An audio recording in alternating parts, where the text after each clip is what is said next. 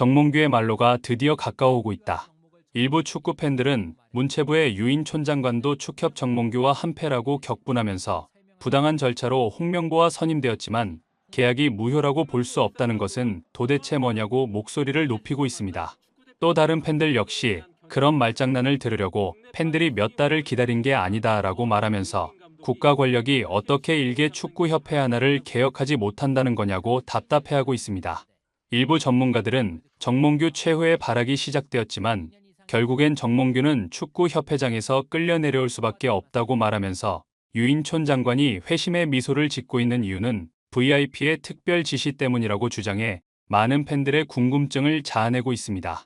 도대체 어떤 상황인지 더 스포츠가 자세히 알아보겠습니다.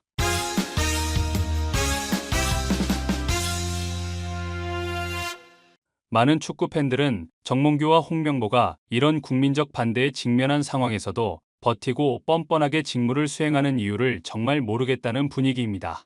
이들은 이어 국가 권력이 나서서 국회에 불려가 현안 질의를 당하며 감독 선임 과정에서 절차상 하자가 있다는 것이 만천하에 드러났음에도 불구하고 정몽규는 사임을 하지 않고 홍명보 역시 10월 A매치를 치른다.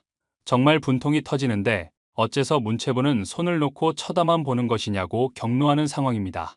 2013년 대한축구협회 제52대 회장으로 취임한 정몽규 회장은 재선, 3선을 거쳐 12년째 축협의 우두머리로 군림하고 있습니다. 그는 이전 프로 축구 연맹 총재로 있으면서 좋은 평가를 받은 데 이어 축협 회장 부임 첫 해인 2013년에 피파 U20 월드컵을 유치하는 등 성과를 냈기에 축구 행정가로서 나쁘지 않은 길을 걷는 듯 했는데요. 하지만 절대 권력은 부패한다고 했던가요? 정 회장의 임기가 길어짐에 따라 축협은 회장 중심이 제왕적 운영으로 굴러가게 되는데 그 상징적인 사건이 대중 앞에 제대로 모습을 드러낸 시기는 2023년 3월이었습니다. 대한축구협회가 서울 월드컵 경기장 회의실에서 이사회를 열고 징계 중인 축구인 100명에 대해 사면 조치를 의결해 그 파장이 일파만파로 번져나간 것이 그것입니다. 사면 대상자는 각종 비위 행위로 징계를 받고 있는 전 현직 선수, 지도자, 심판, 단체 임원 등이었고 대상자 중에는 지난 2011년 프로축구 승부조작으로 제명된 선수 48명도 포함돼 있었습니다. 축구협회의 헛발질은 엄청난 파문을 일으켰고 축구협회는 역대 가장 강력한 역풍을 맞았습니다. 결국 정몽규 대한축구협회장도 버틸 수 없을 정도였고 축구협회는 부회장과 이사진 총사퇴를 한다고 공식 보도자료를 통해 이를 발표했는데요. 하지만 축구협회는 한 달 후 일괄 사퇴를 일부 사퇴로 축소하며 말을 바꾸고 팬들을 향해 거짓말을 했습니다. 그 당시 축구협회는 일부 분과위원장의 경우 임명된 지 2달 만에 사퇴를 하게 돼서 본인의 역량을 펼칠 기회가 사실상 없었다는 점을 고려했다. 또 몇몇 부회장은 업무의 연속성을 고려해 유임하는 것이 좋다고 판단했다. 25명을 다 바꿔야 변화가 있다는 것은 지나치지 않은가 생각을 한다. 그분들이 사면에 직접 관여했거나 건의한 분도 아니다라고 말했습니다. 정 회장의 면죄부를 받은 7인 중 6인은 최영일 부회장, 이석재 부회장, 정혜성 대회위원장, 마이클 밀러 국가대표 전력 강화위원장, 이임생 기술발전위원장, 서동원 의무위원장입니다.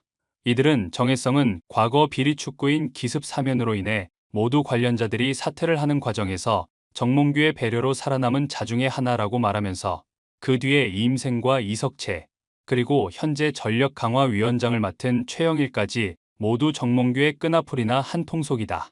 이들이 정몽규의 지시를 받아 이번 사태를 만든 원흉들인 것은 우연이 아니다라고 말했습니다.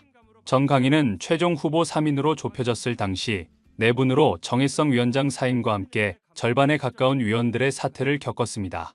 축협은 그럼에도 전강희를 재구성하는 것이 아닌 이임생 이사가 남은 전강희 위원들의 동의를 얻는 방식을 택했는데 이임생 이사는 이 과정에서 외인 면접 후 회의도 없이 홍 감독을 선택하도록 했습니다.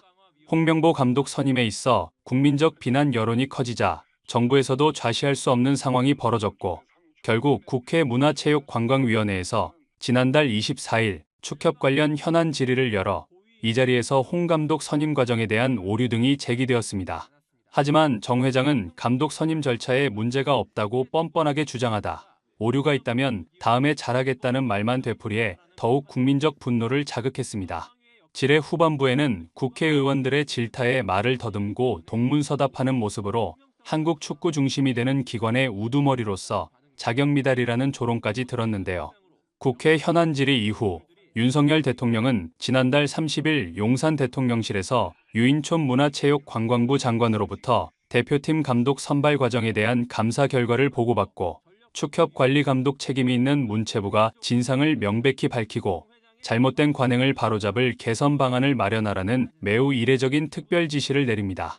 문체부는 대통령의 지시를 받들어 지난 2일 감사 결과 규정을 위반한 책임자에게는 상응하는 조치가 있을 예정이며 10월 감사 결과를 최종 공개할 때 처분 수위를 정할 것이라며 정몽규 회장도 정관이나 국가대표팀 운영 관련 규정을 위반한 사실이 이번 감사에서 드러났다. 아직 끝나지 않은 다른 감사 사항도 있기 때문에 종합적으로 검토해 10월 말에 정 회장에 대한 처분을 요구할 계획이라고 밝혔습니다.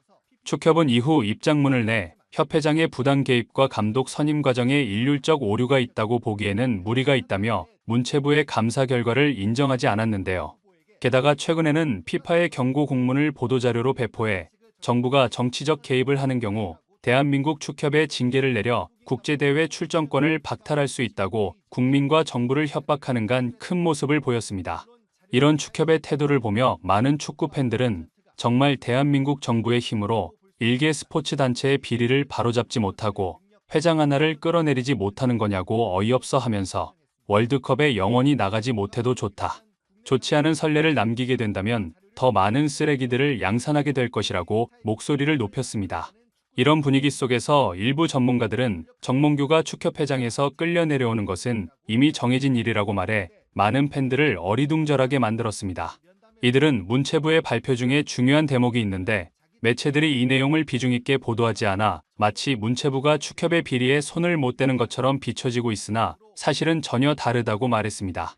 문체부 유인촌 장관은 국회 현안 질의에서 대한체육회의 임원 연임 제한을 폐지하려는 움직임에 절대 승인하지 않을 것이라는 입장을 밝히면서 어떠한 일이 있더라도 사선 연임은 불허할 것이다. 절대 용인할 수 없다이라고 말해 윤 대통령의 특별 지시를 유인촌 장관이 하나씩 시행하고 있다는 관측을 전문가들은 내놓고 있습니다. 이들은 정몽규가 피파의 경고 공문을 공개한 행동을 보면 불안에 떨며 보이는 최후의 발악이라고 말하면서 정부가 정몽규의 사선 연임을 승인하지 않는 것으로 정몽규를 쫓아낼 수 있다. 정관상 규정대로 움직이는 것이라 피파가 말하는 정치적 개입에 해당할 여지 자체가 없다. 정몽규의 생각대로 상황이 흘러가지 않을 것이라고 말해 많은 팬들의 공감을 얻었습니다. 구독, 좋아요, 좋은 댓글은 불타는 제작 열정을 더욱 불타오르게 합니다. 이상 더 스포츠였습니다.